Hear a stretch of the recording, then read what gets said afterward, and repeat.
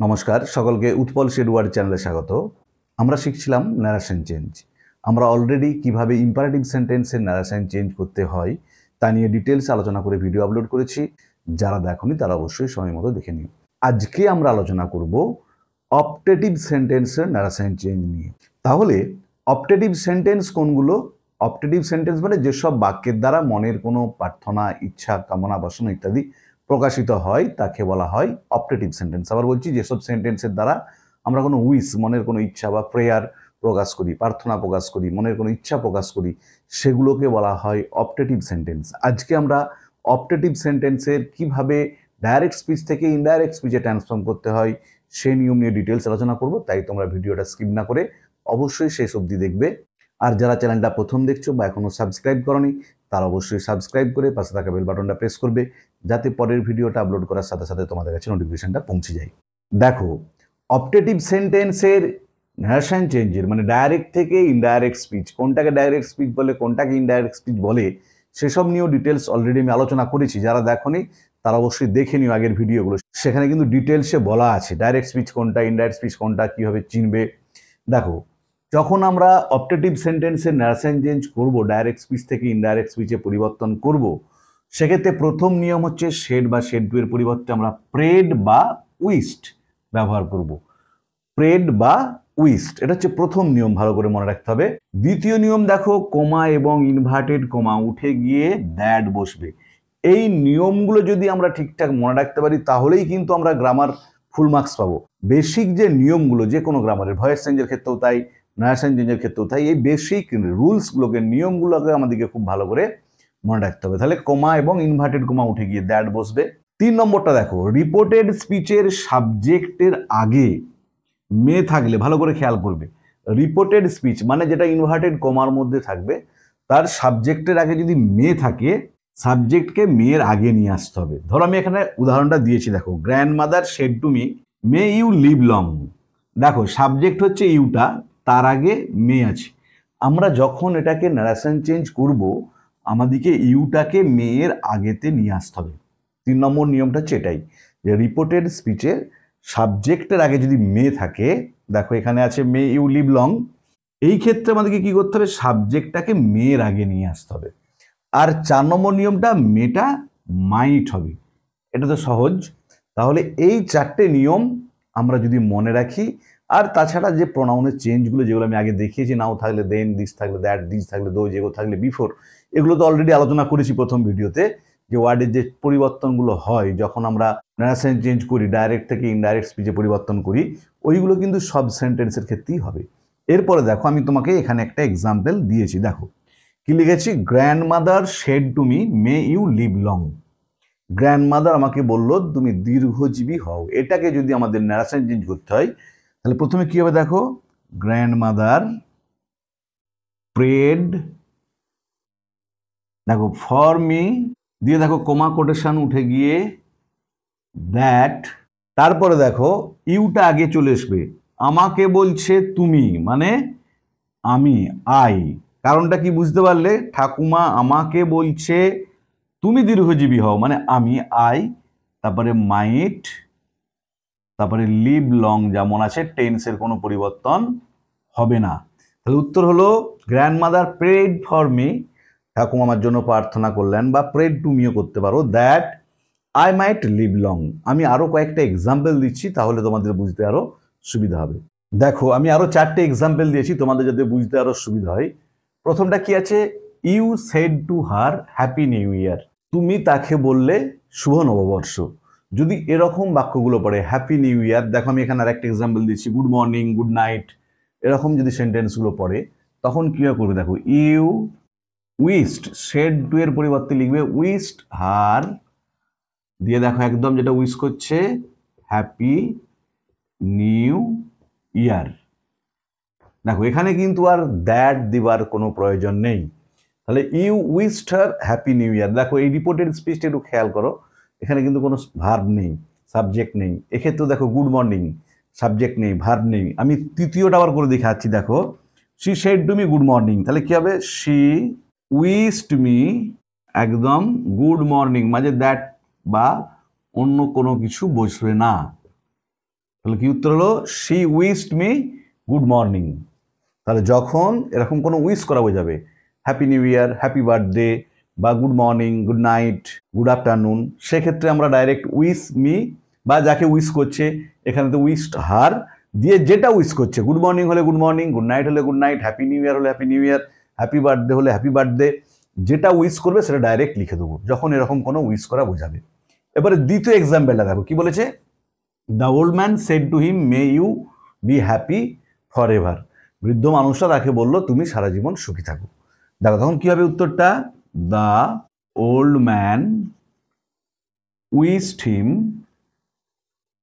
আমি বলেছিলাম কি যখন অপটেটিভ সেন্টেন্সের ন্যারেশন চেঞ্জ করবো শেড বা শেড টু এর পরিবর্তে আমরা প্রেড বা উইশড যে কোনো খুশি ব্যবহার করতে পারি।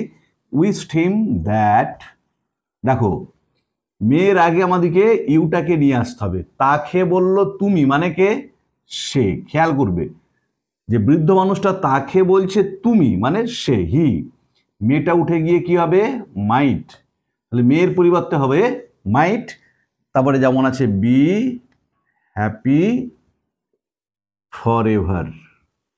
তাহলে কি উত্তর হলো দেখো, the old man wished him that he might be happy for ever. 4 নম্বরটা দেখো, teacher said to the student, শিক্ষক মহাশয় ছাত্রছাত্রীদের বললেন may you shine in life, তোমরা জীবনে বিখ্যাত হও। দেখো এখানে তাহলে কি হবে, টিচার উইশড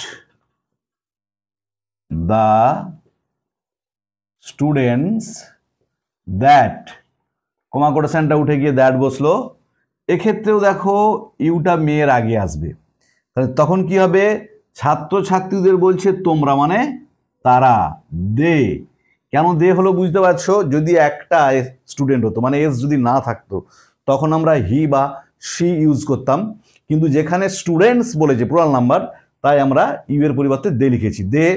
তারপরে দেখো মেয়ের পরিবর্তে কি হবে, might, they might shine in life.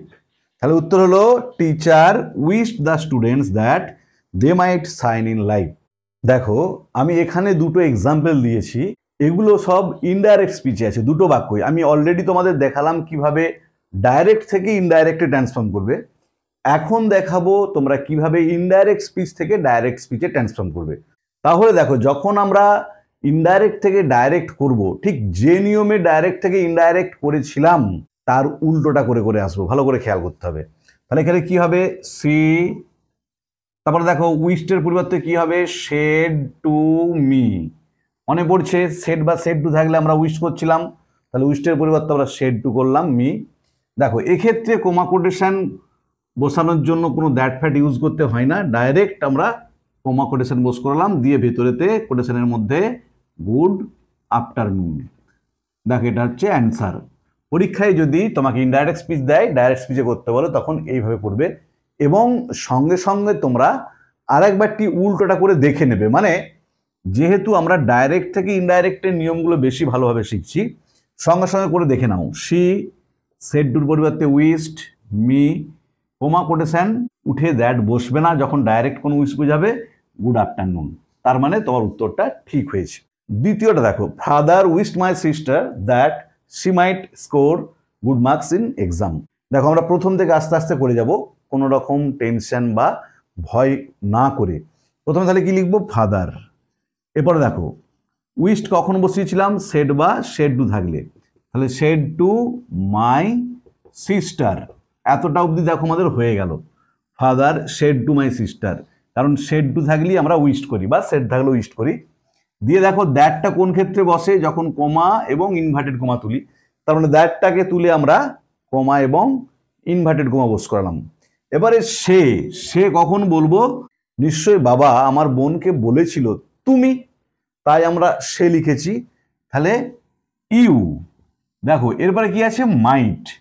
দেখো খেয়াল রাখতে হবে যখন আমরা ডাইরেক্ট থেকে ইনডাইরেক্ট স্পিচে ট্রান্সফর্ম করছিলাম অপটেটিভ সেন্টেন্সে, 3 নম্বর নিয়মটা ছিল কি, যদি রিপোর্টেড স্পিচের মধ্যে মে থাকে তার আগে সাবজেক্টটাকে নিয়ে আসতে হবে।